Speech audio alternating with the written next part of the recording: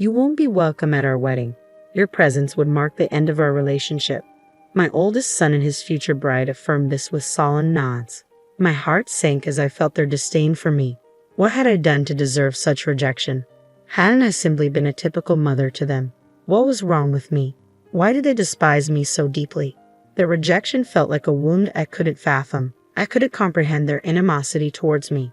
They must truly loathe me to bar me from their special day. But I couldn't pinpoint any wrongdoing on my part. And my husband, too, faced their scorn. I couldn't bring myself to forgive my son. How could he treat me with such disrespect after all I had done for him? I refused to believe he could disregard his mother so callously. I needed to make him understand that his behavior was unacceptable. There would be consequences for disrespecting his mother. My name is Mary, a 55-year-old housewife, and I'm the mother of 2 sons. David, our eldest, now holds a prestigious position in a Tokyo-based company, while Tom, our second son, prefers the quiet life, working diligently at a local manufacturing firm. Once close, the bond between the brothers has frayed over time, with David developing a distaste for Tom. He subjected Tom to public humiliation and bullying, even after my reprimands failed to curb his behavior. Recently, David announced his impending marriage to a colleague from his workplace. She expressed a desire to meet us, prompting me to arrange a dinner. I welcomed this opportunity, seeing it as a chance to bid David farewell. David's aversion to Tom was evident, and Tom himself remarked, "It's probably for the best." The day we had agreed to meet arrived. A reservation had been made in a secluded corner of an upscale restaurant. The unfamiliar surroundings left me a bit flustered, but upon entering, I found David and a robust-looking woman already seated. "Hey, Mom and Dad, you're running late," David quipped. "Apologies, we got a bit turned around. This place is new to us," I replied. "Try not to make a scene," David retorted, though his words stung. I brushed him off, accustomed to David's demeanor. As we settled into our seats, we enjoyed a sumptuous meal while listening to their conversation. David spoke glowingly of his fiancée, praising her attentiveness to his every word and her forward-thinking approach to their future. He painted her as a paragon of perfection, unlike us, his parents. His adoration for her was palpable, though she urged him to tone it down. It seemed David couldn't help but extol her virtues and his own accomplishments whenever he spoke. When I inquired about their meeting, David dismissed it, asserting, "You should see how amazing she is," sidestepping any mundane details.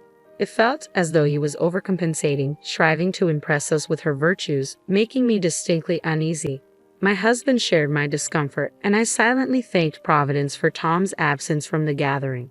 "I'll say this again and again, she's nothing like you guys. Please don't mistreat her once we're married. Show her some respect," David implored. "I don't need reminding. I wouldn't dream of it," I assured him. "We'll see. You've always favored Tom over me. With that history, I can't be sure you won't do anything to her," David countered. His accusation hit me hard. While we had been preoccupied with David's relentless bullying of Tom, David felt sidelined and unloved. Tom had endured David's torment since childhood, and as any parent would, we tried to alleviate his distress. When I pressed David for reasons, his response was simple: because I didn't like Tom. Unable to bridge the gap, the issue remained unresolved. I hadn't realized David perceived our actions as favoritism towards Tom, but I chose not to challenge him, unwilling to escalate the tension. The strained dinner concluded without incident, but it was clear our underlying issues remained unresolved. "Getting up there in age, aren't you?" David remarked casually. "No need to fret, we'll look after you too."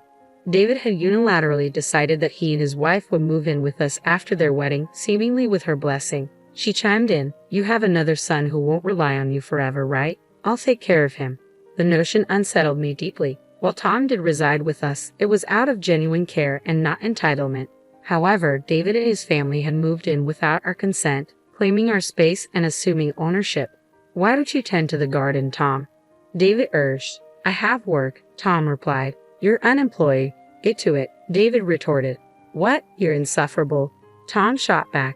David's relentless pressure on Tom was escalating. I admired Tom's maturity in handling the situation, but the dynamics were far from simple. David and his family were scheming to oust Tom and us from the house without our knowledge. Late one night, after my husband and Tom had retired to bed, I ventured out for a drink of water, only to find the living room illuminated. "When do you think we'll have this house to ourselves?" she inquired. "Just a bit longer. We need solid plans to avoid any hiccups.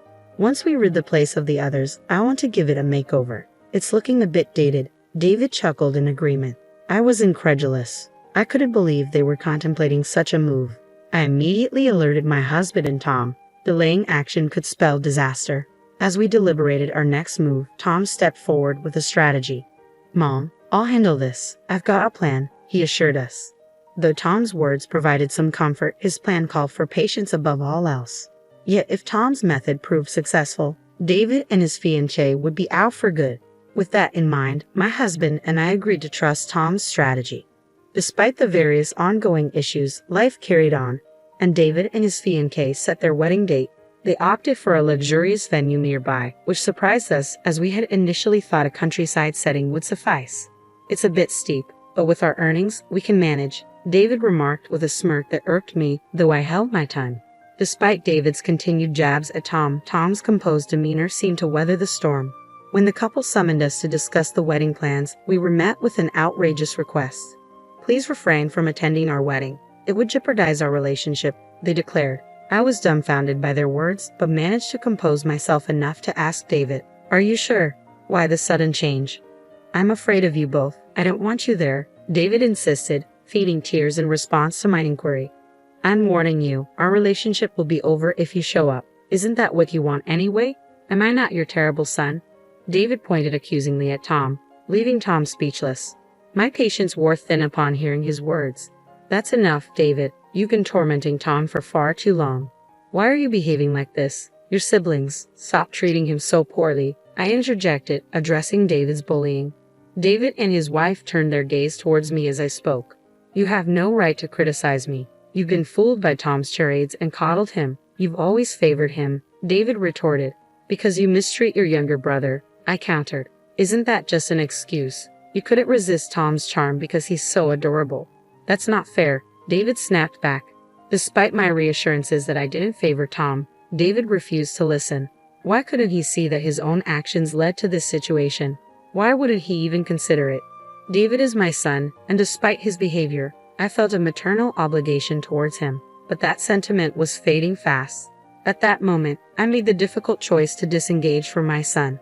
"Fine then, I will be attending the wedding," I declared, washing my hands of the matter. Tom and my husband exchanged wide-eyed glances, while David and his companion seemed content with my decision. "Are you sure about this? You'll regret it," I cautioned. "No, we won't regret it. The best weddings are those free from distractions," David confidently replied. Their cheers contrasted with the heaviness in our hearts. There was no point attending a wedding where we weren't welcome. Eventually, our family reached the decision to abstain from the ceremony. Without an invitation, we wouldn't have been able to enter anyway. David appeared content throughout, but little did they know the repercussions of their decision. It was almost comical to consider the strategy Tom had devised. The newlyweds managed to navigate the wedding without any hitches, but they continued to reside in our home. Having recently changed jobs to be closer to us, they were busy packing and preparing for the move to their new office. Upon returning home from their first day at the new office, they frantically called for Tom. "Tom, what's happening?" they queried anxiously. When I inquired about the commotion, they relayed the events of the day in brief. During their orientation at the new workplace, they unexpectedly encountered Tom, who wasn't expected to be there. To their astonishment, when their boss spotted Tom, he respectfully bowed and expressed gratitude for Tom's assistance. The couple, previously under the impression that Tom was merely a factory worker, were taken aback by these revelations. Unbeknownst to them, Tom had been diligently toiling away at the factory since he first joined.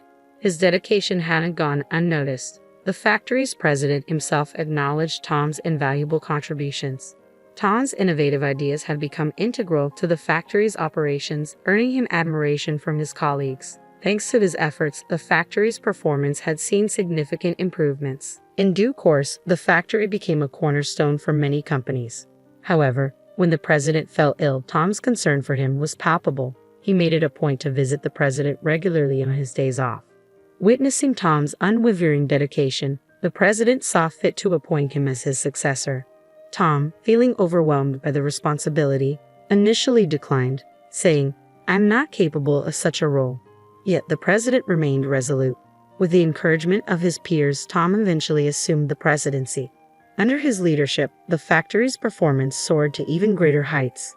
Tom's amiable nature, coupled with the trust he garnered from his employees, as well as his astute leadership, earned him widespread admiration. Today, the factory is relied upon by companies across Japan, and Tom's name is recognized even by major corporations in Tokyo. On this particular day, Tom was visiting the company for a client meeting, nothing more. However, the couple, unaware of Tom's elevated status, felt unsettled by the deference shown to him.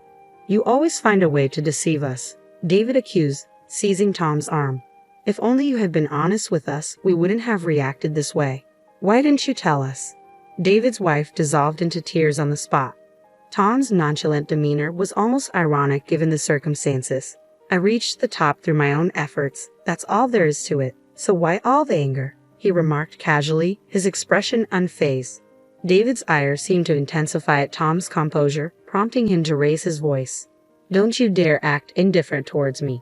Yet Tom remained composed as he addressed David.